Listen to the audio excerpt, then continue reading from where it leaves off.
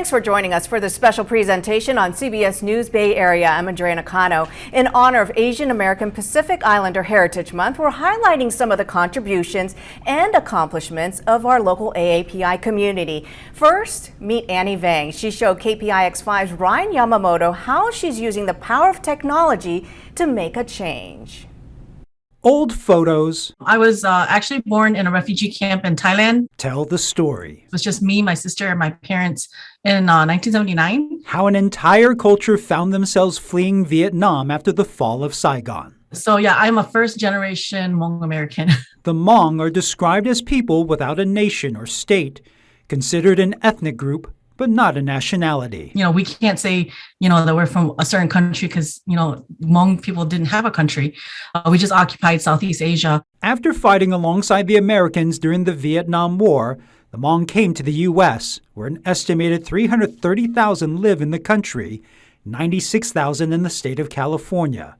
And today, Annie Vang now worries her identity, heritage, and language is slowly disappearing. When did you start getting the idea that, well, I need to basically save my language? When I created my app, I really wanted to just use it as kind of like a study guide and a special gift to myself to prove that, I exist, I'm out there. That's why she created the app, Hmong Phrases.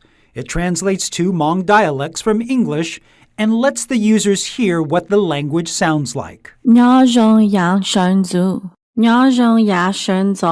A lot of Hmong words are very simple. They're based on just like consonants, vowels, and then the tone markers at the end. Annie created the app by teaching herself to code in 2009. I bought myself an iPhone and I went to the community college and took an advanced certificate in Objective-C to learn iPhone development. Where she caught the eye of Palo Alto-based Apple, who invited her to their entrepreneur camp for female founders. I think the most valuable thing that I got from it was the one-on-one time with the Apple engineers. Today, she is CEO, developer, and marketing director. Right now, I'm still just a one-woman show. And if the voice sounds familiar, you can play sounds. Ja, cha. So that's your voice on the app? Yes, it is. Oh, so you're like the Siri of Hmong. Yeah, that's me. And that's her in those old photos where if a picture is worth 1,000 words, imagine the potential value of a simple app. I would love to see Hmong be more in the mainstream so that, that shared responsibility of sharing the language is not all on me. Ryan Yamamoto, KPIX5. Annie says the best part of her app, it has slowly grown from just Hmong people using the app to people from other cultures. Her goal is to eventually see Hmong dialects, both of them used in sites like Google Translate. So far, only one, and even on major language websites like Babbel or Duolingo. Next, we're introducing you to a Chinatown community leader who shared his talent for decades. You may have seen his work in San Francisco. KPIX5's Sharon Chin introduces us to the face behind the brush. Small letter, big letter, something. From his workshop in San Francisco Chinatown, Terry Luke creates beautiful brush and ink calligraphy. The best. Community leaders say he's the go-to artist for public displays. 因為我中意佢寫出嚟好，嗰啲人欣賞，咁啊中意啦嘛。He liked to write a good choreography and make people happy, and liked his writing. He's written the Chinese characters that grace the new Chinatown Rose Pack subway station. And for the last 30-plus years, he's given away samples of his calligraphy for free at several community events each year, like the Moon Festival and Chinese New Year. 大家都開心，我自己又開心。 People like his work, so he enjoying and also is helping other people. He liked to help other people. Luke developed a passion for traditional Chinese calligraphy at age 6. He took lessons in Guangzhou, China. He came to the U.S. in 1974 as a young man and took over his father's Chinatown business, the Pacific Printing Company. Very good. And he's been teaching calligraphy to young people for free. American-born students like Sunshine Chong say the lessons have connected her to her heritage. even though I try to immerse myself in the Chinese culture, I don't know a lot of things. So I feel like calligraphy is one way for me to kind of immerse myself in the Chinese culture. OK， Here, Luke is writing about the Year of the Tiger, but most of his works recall Chinese poems or sayings to live by. A few simple characters carry deep meaning. This scroll advises people not to waste time, but think carefully and plan ahead. He's presented his calligraphy to House Speaker Nancy Pelosi when she visited his print shop before the pandemic. Luke's message to her: unite together to conquer difficulties for a brighter future. 歡迎大家 His favorite writings, though, motivate students. 業精於勤啊，廢於嬉啊咁樣。 Encourage young people to study hard, to try the best in their life, and don't give up. And with each graceful brushstroke, he keeps alive an ancient Chinese art form with words that inspire the next generation. In San Francisco, Sharon Chin, KPIX 5. For the past 4 decades, one San Francisco event, the Cannes Film Festival, has become a platform for Asian Americans to tell their stories. Tui Tran is the new director. She helped to curate this year's festival at the Castro Theater, celebrating 40 years of highlighting the Asian American experience. We have a lot to say. Asian Americans have a lot to say, but we don't always have the space or the platform to say it, which is why I think it's so important for a space like CAM and CAM Fest. This year's festival featured a variety of genres, including a sci-fi from Vietnam called Micah, where an 8-year-old girl befriended an alien girl after a meteor fell to Earth. James Hong now has a star on the Hollywood Walk of Fame. The 93-year-old actor has appeared in some 700 projects in 68 years of movie making. Everything from Big Trouble in Little China to voicing a character in the animated movie Mulan. It's all one extreme from the heavy road down to the comedy. I'm very proud of that I've done everything. And now, I don't know, should I ride off in the sunset? What do you think? Not yet. The ceremony included a traditional Chinese dragon dance. Hong is the oldest honoree to receive a star on the Walk of Fame. His co-star, Jamie Lee Curtis, was on hand for the big reveal, as was actor Daniel Dae Kim, who spearheaded the effort to honor him. A new mural in San Francisco's Chinatown honors some of our local leaders. 12 people recognized as champions of social justice. KPIX 5 anchor Alan Martin has that story. At the corner of Jackson and Grant, drums beat, cymbals crashed, and dragon dancers brought celebration and a message of luck. And covered by a temporary, yet stubborn paper wrapping is the community's newest public piece of art. Waiting for its big moment and building on the suspense Here we go. is Chinatown's latest mural. Its images depict 12 AAPI heroes, chosen from a pool of 5,000 nominees. People like Cynthia Choi, a human rights organizer, Yuri Kochiyama, a Nobel Prize nominee, Betty Ann Ong, the American Airlines flight attendant who was the first to alert the country to the terrorists who were hijacking her plane on 9/11. Jenny Long is with the Chinese Culture Center. We wanted to put stories that haven't been recognized or shared or told, and that our youth have not learned about. And so we wanted to have youth nominate the process. A community panelists of leaders and youth came together to make the final decisions. In all, 5,000 nominations came in. Cynthia Sugiyama with Wells Fargo, one of the main sponsors of the project, says the past 2 years, while difficult for everyone, have been particularly hard for the AAPI community. Through the pandemic, through the horrific rise in anti-Asian violence. So it's so important that we celebrate the contributions of the community and make this a lasting legacy here in Chinatown. Alan Martin, KPIX 5. Still ahead in our special presentation on CBS News Bay Area, a new exhibit is dazzling visitors with its combination of Chinese techniques and Western influences. We'll give you an inside look. Plus, a growing number of children's entertainment companies are making inclusion and representation a top priority, especially for the AAPI community. The new cartoon shining a spotlight on Filipino-American culture. And blue.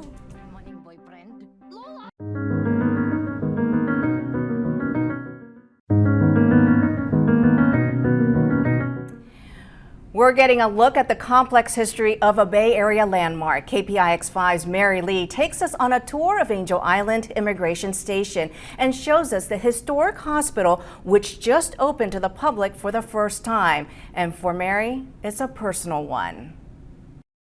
We are on a ferry in the San Francisco Bay, and it is hard to imagine that hundreds of thousands of immigrants also crossed these waters, and for them, Angel Island was the first thing they saw and knew of America. The views of Angel Island are even more impressive the closer we get to it. Walking off the ferry, I'm struck by both the beauty of this state park and the complex history of this National Historic Landmark. I did get married on the island. For Casey Dexter Lee, Angel Island is very special. It's where she works, it's where she met her husband, and it's also her home. Casey has worked and lived on the island for more than 20 years. There's so much about Angel Island that I absolutely love, but the history that really is the most poignant to me is the U.S. Immigration Station story. From 1910 to 1940, around 500,000 immigrants from more than 80 countries were processed, detained, and interrogated at the Angel Island Immigration Station.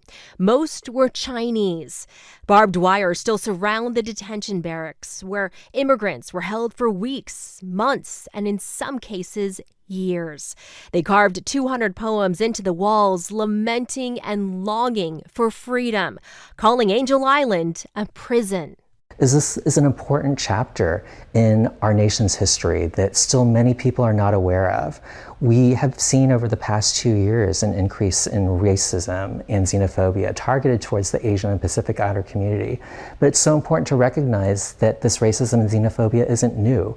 It traces its history back to the time of Angel Island. The Angel Island Immigration Station was created to control Chinese entry into the U.S. Today, 140 LED candles are lit here to represent every year since the Chinese Exclusion Act, shining a light on the first and only major federal legislation to suspend immigration for a specific nationality. So this was once the historic hospital, right? Exactly. This is where immigrants were sent for medical inspections. It was here at the hospital immigrants were subjected to inhumane and humiliating medical inspections. Seeing Angel Island for the first time is moving and deeply personal. My great-grandparents and grandparents were detained here. My great-grandfather, William Lee, was one of the first immigrants to be confined on the island. He was just 11 years old and was detained for 3 months. More than 100 years later, because of my great-grandfather, I'm here on Angel Island as a fourth-generation Chinese American. To perhaps envision a future where, regardless of where you were born, what language you speak, or how you identify, that we all are treated with fairness and respect. Through the history of Angel Island, hopefully we can learn from our past to truly be the land of the free. On Angel Island, Mary Lee, KPIX 5. A new exhibit where high fashion meets fine art has come to San Francisco. It's called Gualpe Couture Fantasy, featuring dozens of works by a famed Chinese designer. KPIX5's Betty Yu takes us inside. She's China's Queen of Couture, and the Legion of Honor here in San Francisco just unveiled Gualpe's largest exhibition of her artistry in the U.S. The designs are opulent, extravagant, and larger than life. China's first couturier, Gualpe, has taken her exquisite creations from the runways of Beijing and Paris to San Francisco. It's truly inspirational. Gualpe has two bodies of work, and one is made to measure for her clients. But then what we're showing here are these fantasy pieces that she creates for the runway, and she presents them like theater. Gualpe Couture Fantasy showcases more than 80 pieces from over the last 2 decades of her career. She's perhaps best known in the U.S. for this moment in 2015, when Rihanna ascended the steps at the Met Gala in this striking cape. 大家好。 Gualpe, seen here, was born during China's Cultural Revolution in 1967. At the time, her grandmother was forced to destroy her treasured clothes, jewelry, and possessions. The clothings were gray or brown or olive green. There was no embellishment, but she was so inspired by the stories that her own grandmother would tell her about her life during the end of the Qing dynasty, the last imperial dynasty. Gualpe's work and creativity represent a rebirth of China. It preserves Chinese techniques and weaves in Western influences. This iconic piece took more than 50,000 hours and over 2 years to complete. The embroidery and the extra sort of dimension to what she brings to her work is incredible. These casual clothing designers from London are seeing Gualpe's work for the first time. It's beyond fashion or art. It's really because it's the endeavor of it. Couture Fantasy is already drawing pre-pandemic sized crowds. Of course, we were also really excited about celebrating an Asian designer and a Chinese designer as we are on the Pacific Rim, and we have a large Asian American population. And so we're looking at expanding the canon, looking beyond the West. In San Francisco, Betty Yu, KPIX 5. Asians represent 7% of America's population, but only 1% of characters in children's TV shows. That's according to Common Sense Media. But that is slowly changing. KPIX5 Sharon Chin on the growing diversity in children's programming and the new series earning praise from many Filipino-American families. This is me. Aww. And this is Nadia. Aww. When they read together, Eileen Ryan often chooses books that celebrate her two daughters' Filipino or Latino heritage. I think it's so important because I want them to see that they are represented. Now, 3-year-old Natalie and 5-year-old Nadia can see kids who look like them in a new children's program. Yes! Jelly, Ben, and Pogo debuted last fall on PBS Kids. The animated series features a Filipino-American family, Jelly, her brother Ben, and a sea monster, Pogo. It started in October. Jaleesa Leva created the series. PBS Kids was specifically asking for diversity. I told the new teacher my name is Bun instead of Ben. Jaleesa voices the character of Ben. Ben is a lot like my little brother, and I was a lot like Jelly, and the dad character is like a spitting image of my own father. Sorry, Lola. Some of the stories draw from Jaleesa's own childhood and include Filipino food, culture, and living in an intergenerational household with a Lola or grandmother. I hope that Filipino American kids will feel seen and not only feel like who they are and their heritage is normal, but can be excited about it, excited to share it. Online, Filipino Americans are also sharing their excitement and being portrayed in other recent productions. Box office hit Spider-Man. Ned's Lola speaks Tagalog. Oh, guapo. And in the Cartoon Network's Craig of the Creek, Lola speaks Bisaya, a dialect less commonly heard in the media. All of our content is educational. It's part of a growing trend toward greater diversity overall. Mia Alufemi is supervising producer of Alma's Way, a new PBS animated series about a Puerto Rican girl and her family in the Bronx. Only now, I think, is the animation field understanding that this sort of representation is absolutely crucial and essential for children to see. Alma's Way, created by Sesame Street actress Sonia Manzano, is not a show about culture, but kids do get exposed to culture as it teaches all children to think and solve problems. Alma just by virtue of being who she is a role model to all children. Maybe she's drawing picture of me. Oh, I love that. And that means Eileen's daughters may gain what she did not: the validation, pride, and self-confidence that can come with viewing a more authentic representation of real-life people on screen. Sharon Chin, KPIX 5. Still ahead, you may have heard her sounds at Giants and Warriors games. Please welcome DJ Umami. We'll introduce you to a local DJ who's blazing a trail behind the turntables, how she's carving out a name for herself in a male-dominated industry.